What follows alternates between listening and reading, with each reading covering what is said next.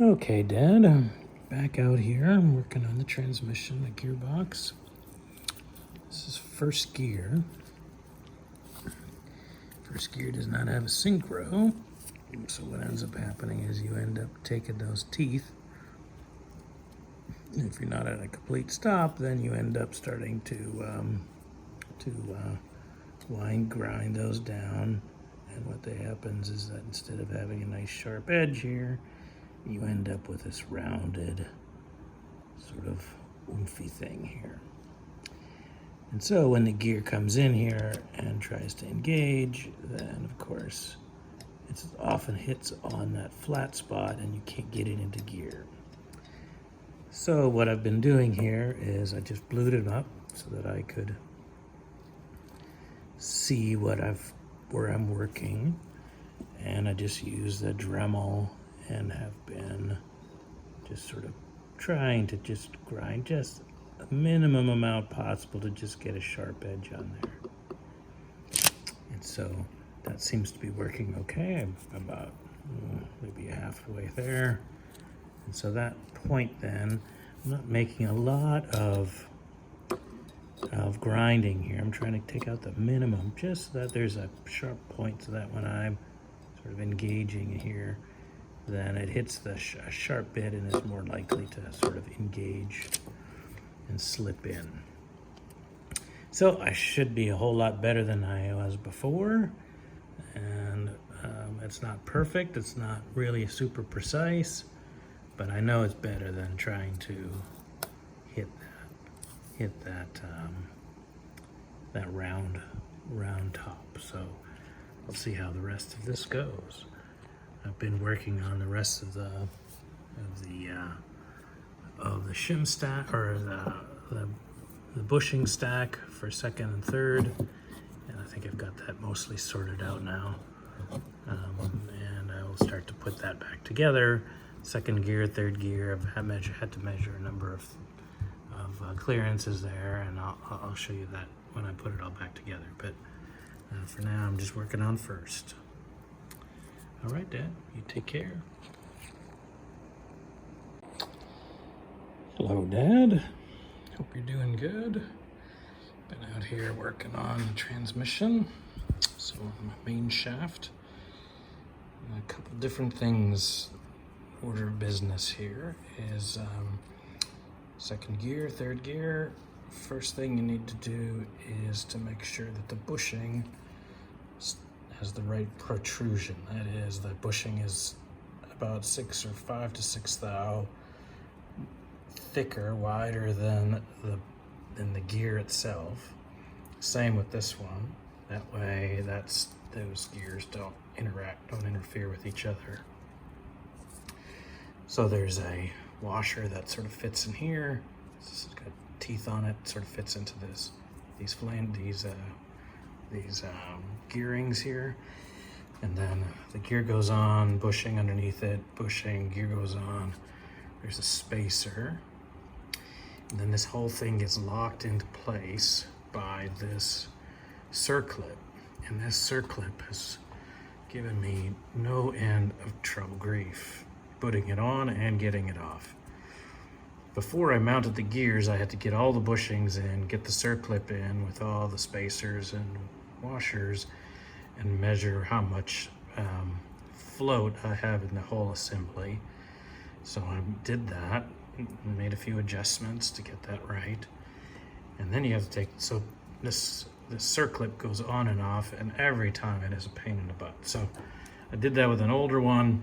Now that I've got the newer one, or a new version of this one, it got all beat up and bent up, and now I'm putting on a new one that's not beat up and bent up, so they're both exactly the same thickness. So the way that I found that seemed to work best here is I just took a file, and I just cut just a little bit of a divot right in the center here on both sides. And then I could use a set of Circlip pliers and spread this apart. And then I could ultimately lever it on. If you don't do that, it's too flat and the Circlip pliers fly off, and you just can't get enough purchase to get the force that you need to spread that thing, because it's under a lot of force. So I managed to get it on. Now it's on here. I'm just now going to drive it down slowly, get it underneath this lip here, and then this bearing assembly here will, or not bearing, but this gear assembly then will be finished. And then I'll move on to the next thing. So, but I just wanted to show you that, and hopefully if somebody has trouble with that, and that little trick here seemed to make the difference between struggling for an hour or just struggling for 5 minutes. So yeah, that worked out great. So moving along. Okay, Dad, first gear's done.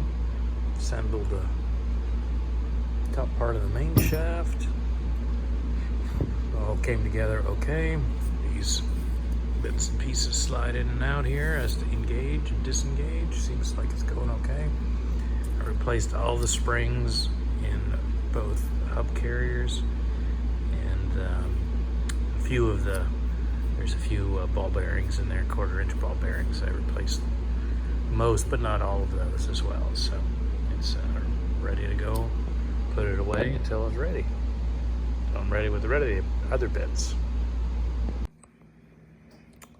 All right, this is the input shaft. It's pretty easy to put together. Just push out that bearing, place it. There's a spacer right in here. Gotta get that in there. There's a seat for it, and so it's a little easy for that thing to pop out of the seat as you're driving that bearing in. So you just have to be careful it stays in. This is just a Circlip, a big Circlip that rides on the housing. The only other thing to do is there's a pilot bearing in here, just a needle bearing.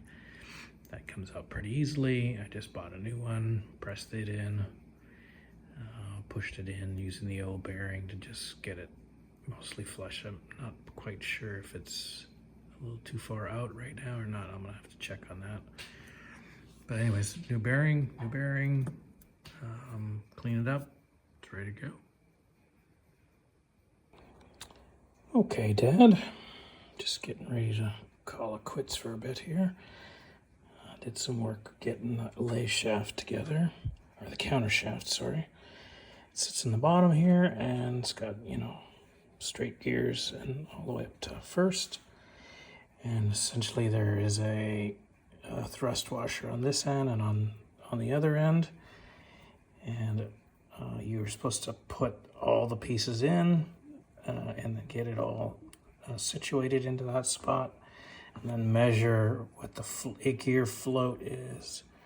And so by an appropriate combination of old washers and new washers, I was able to get myself to about a 6 or 7 thou, which is right in line with what I need, so I'm going to call that good. So the next thing I do is take this out and then install into the end of this shaft down inside here needle bearings. It's 24 needle bearings on each side. They're just loose, so you have to pack them with grease and hope that you can get them in there and not have any of them fall out or any of that sort of stuff. So anyways, that's a little bit of progress. Test fitted reverse. Not quite sure what the purpose of this is. I don't know if that's set up right.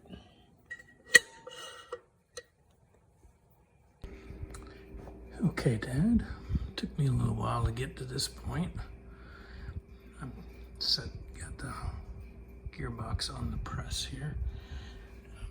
Pushing this main shaft down onto its bearing down here. It's being supported in the center race here.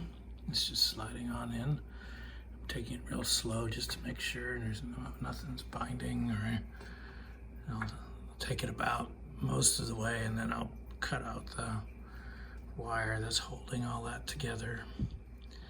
So I think it's going okay. there's another shaft back there that needs to come back, but it can't come back until this is, till the input shaft has come in. So it's tricky.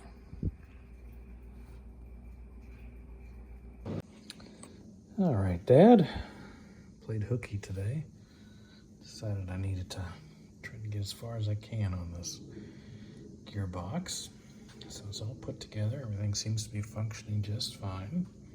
I followed the Greasy Hands guide, and that does a really nice job of walking you through all this. So everything went according to plan, with a couple of exceptions. So the first thing, third, fourth speed synchro hub, first, second speed synchro hub.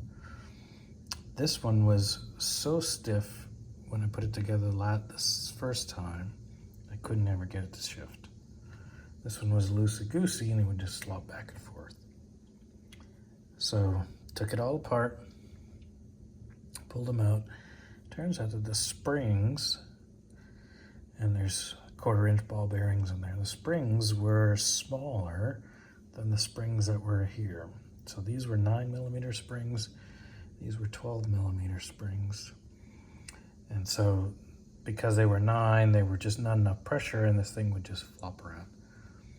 This one here was very tight. So I ended up just sort of mixing and matching old and new 12mm springs for both of them. Threw away the 9mm. I think they may be anti-rattle springs from the shifter, but that's what was in here when we disassembled it. So once I got that, then at least the synchro hubs worked properly. The second thing that gave me trouble was on the input shaft. So I don't know if earlier I mentioned that there is a needle bearing hub that gets pressed into the end of the input shaft. It turns out I didn't press it in quite all the way to where it seats. What the result of that was when I put this all together, I did have enough play between here and here. So I'd tighten everything down and the bearing would pop out. It's pretty loose in there. So then I put the end plate on, pushed that back in, and then it was so tight you could never get this thing to spin. It was always, it's in reverse right now. And so this was so tight in here that it was just all locked up.